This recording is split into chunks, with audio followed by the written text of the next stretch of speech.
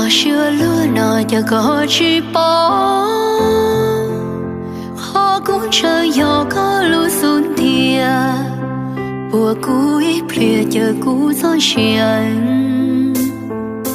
Cha chia lên thua tố hoa. Địa cũ trong cao cho niềm công chuồn. Lò nhà có chỉ lũ chết buồn. Cú tranh lò lúa có tớ đu thuông. Giờ chỉ lũ lời để cho cú mù rong đuông. Chia lúa mà lũ cũng đâu cần chia.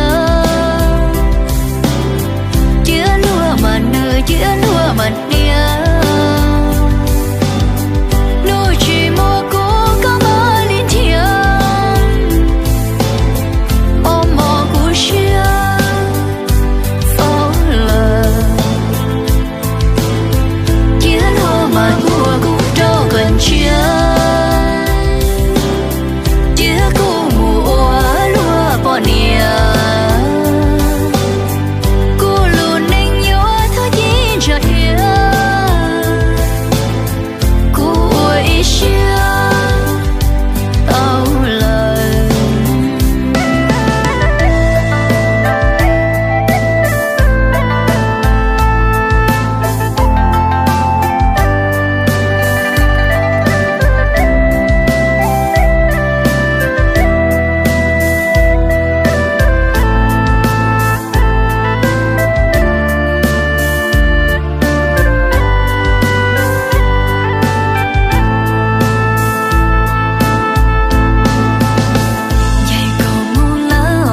Linh